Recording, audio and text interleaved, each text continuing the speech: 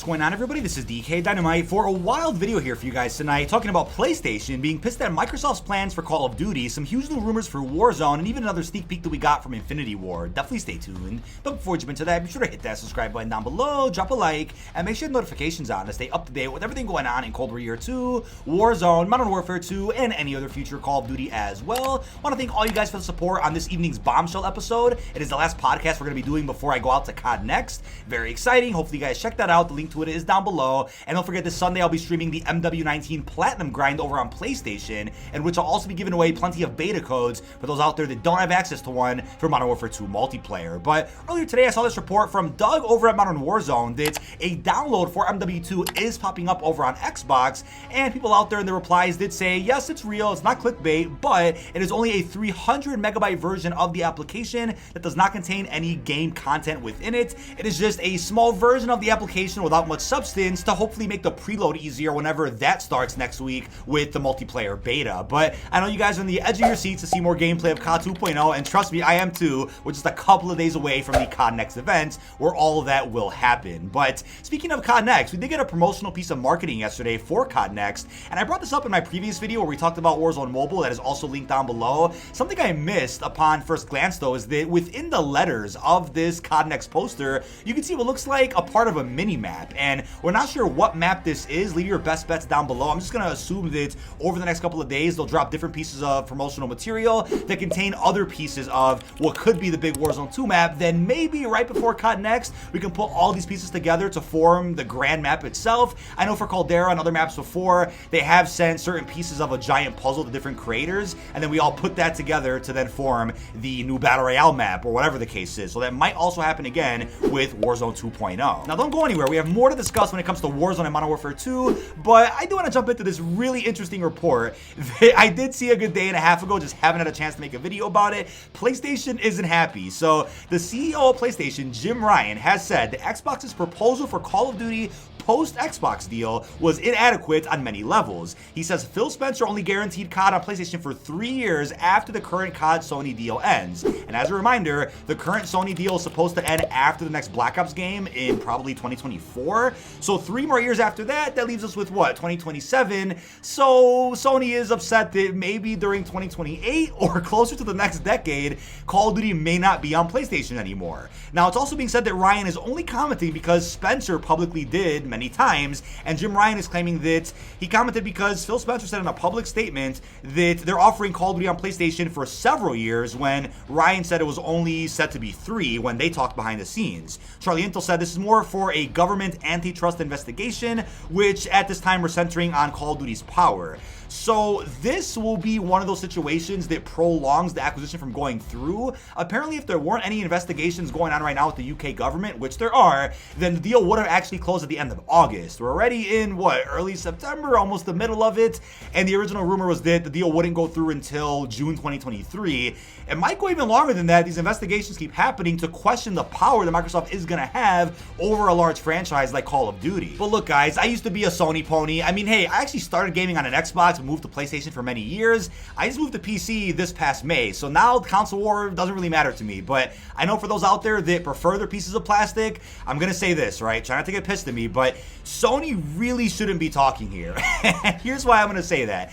Xbox had the Call of Duty deal for what, 6-7 years, but during that time the only thing a part of the deal was that map packs would release 30 days early on Xbox, then later for PlayStation. That's how it worked. But now that Sony has the COD deal, not only did they have a deal at one point where map packs would come out 30 days later for Xbox and PC, then it changed to just a week, and then it changed to okay, DLC is free everywhere at the same time, but Sony's gonna have an entire mode locked behind exclusivity for an entire year. We saw that with Survival, we saw that with Onslaught. And on top of that, Sony has had the deal longer. I saw this funny quote over on Twitter which said, I'm still processing that PlayStation, a company that built their name through exclusives and withholding content, is publicly getting upset over what Xbox may do with Call of Duty. I mean, I brought this up on the podcast. Remember Batman Arkham Asylum, I used to play the Arkham games on Xbox until Arkham Knight came out and moved to PlayStation. But Arkham Asylum had a DLC where you could play as the Joker, and it was only available on PlayStation. I was never able to touch that content until they remastered Arkham Asylum for PS4. Then I was able to pick up that DLC. But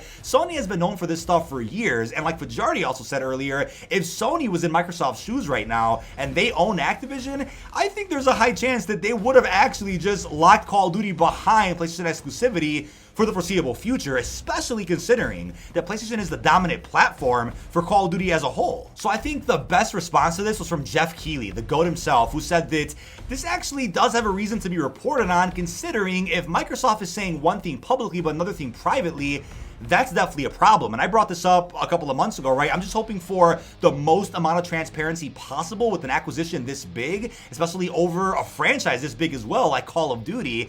Things need to be clarified. Things have to be out in the open and explained. I know plans could 100% change from now until 2028. Of course, I'm aware of that. That's why I always say take all this with a grain of salt, because things could be true 100% to a degree right now, and then a couple years from now, plans drastically change for more reasons than not. Now, although Phil Spencer could be a bit more transparent with Jim Ryan, he doesn't really have to be, does he? Unless it really impacts the current deal that Sony and Activision have, which clearly Phil Spencer has no interest in ruining. He said he wants to keep that contract going and honor it as long as possible, and even extend it for 3 more years after Black Ops 2024. As long as that's made clear, I think whatever plans Microsoft has close to 2030 is probably just up to them, although I do understand the investigations regarding the power they will have to avoid making a monopoly. I get all those ins and outs. I know it's complicated, but like I mentioned in my previous Game Pass video, if COD goes to Game Pass, which it definitely will once the acquisition goes through, if it goes to Game Pass and the primary player base moves to Game Pass, then Microsoft might have a reason to say in 2028, okay, now COD is done with PlayStation. But in all honesty, Microsoft will make all the money anyway, regardless of where COD is being sold. So the way I see it, there's no point in really having this war over where Call of Duty is supposed to be. But as gaming scooper Tom Henderson said, they gotta go ahead and square this out over on Rust. Let's go ahead and do that, and then we'll see what the fate of Call of Duty is. But moving on from that debacle, I mean, I just don't see COD ever leaving PlayStation. But you know what? We've seen plenty of surprises in the gaming industry over the last couple of years, if not longer. So never say never. So we then got a really interesting claim, speaking of Tom Henderson, that apparently Warzone Legacy, the rumored rebrand for Warzone 1, isn't actually happening, but instead, what they're going to be doing is still updating Warzone 1 with updates and DLC, and then rename the Warzone 1 app to Warzone Caldera starting on November 28th.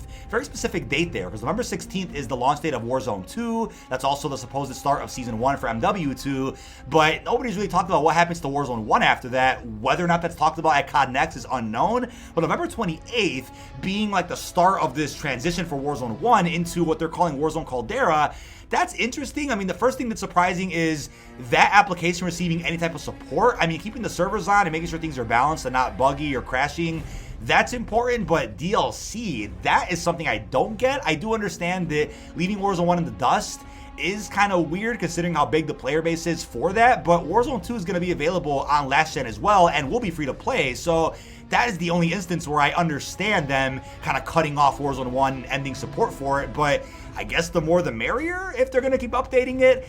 Although it would be weird though if Warzone 2 does feel that much different from Warzone 1, but you're still having to go back to Warzone 1 to play some occasional updates every season.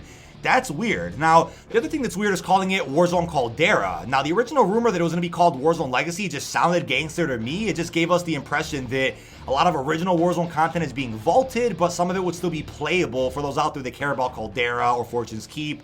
So that name always made sense, but just calling it Caldera either means they're getting rid of Rebirth and Fortunes, or that they for some reason want to make sure if you ever go back to Warzone 1, you're hopping on Caldera. I think COD is really proud of Caldera as a map and are a bit upset that people out there just didn't receive it well. And I don't know how popular it's going to be though. If you just rename that to Warzone Caldera, will people even be more interested to ever going back to it? I just don't know. I feel like Caldera has been the map that got received the worst over the past couple of years with all the maps we've gotten. And I also think it's somewhat possible that since we haven't gotten any Warzone 2 logo reveal, we haven't really gotten any branding or marketing that says Warzone 2, they have referred to it as Warzone 2.0 in like the investors calls, but we've gotten nothing else that says that the new Warzone app coming out is called Warzone 2. It's possible the new Warzone this fall will just be called Warzone, which is why they're going to rename Warzone 1 to differentiate the two. And if anything, that could be a good thing for those out there that might be concerned that a Warzone 3 will eventually happen, therefore you're not going to care about Warzone 2.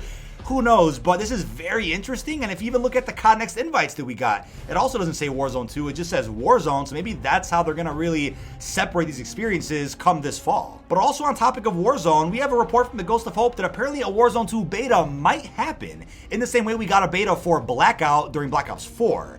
So that would be great, and we've gotten no other rumors from any other insider or journalist about this, so take this as you may. Could be true, but Hope doesn't sound too confident in this report, so take that as you will. But I think if there is going to be a Warzone 2 beta, we'll hear more about that at COD Next. But also considering Warzone 2 doesn't come out until November 16th, which is very far away, I don't think the game would be in a state for a big public beta. I know maybe a private alpha for the COD creators next week makes more sense. That could be handled, but on the grand scale of a giant beta for everybody, I don't think the game would be in a position to handle that yet. But with Blackout's case, that came out at launch of BO4. Therefore, the BR was done and ready for a beta during the multiplayer beta that summer, so that one made sense, but I don't see one happening for Warzone 2. Today we also got a new sneak peek at Modern Warfare 2 thanks to Infinity Ward, who went ahead and focused on the AI that are going to be featured in this game. It was confirmed the AI will be a part of every single mode in Modern Warfare 2, which we know lines up with plenty of rumors that we've gotten that we'll be seeing plenty of NPCs in DMZ and Warzone 2,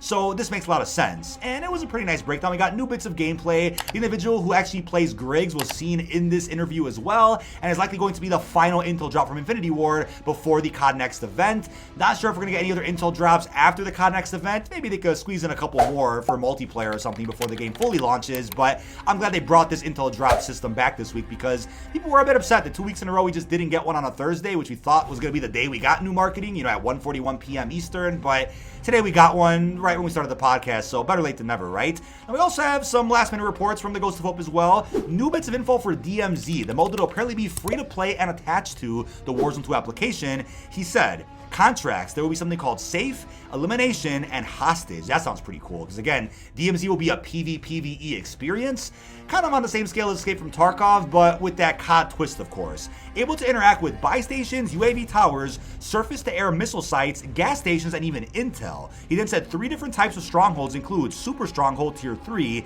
Hero Stronghold Tier 2, and Basic Stronghold Tier 1. Very interesting, and as of right now, the ESRB has kind of made it clear that DMZ will share the same map as Warzone 2, which makes sense to have that all in the same application and then separate that from Modern Warfare 2, which will have campaign, multiplayer, Spec Ops, and who knows what else. But that is about it. This has been DK Dynamite. Leave your thoughts down below in the comment section. What are your thoughts on PlayStation being upset with Microsoft over the acquisition of Activision? How are you feeling about the brand new rumors for Warzone 2 and a sneak peek that we got from Infinity Ward earlier this evening? Really hope you've enjoyed, and peace out, everybody.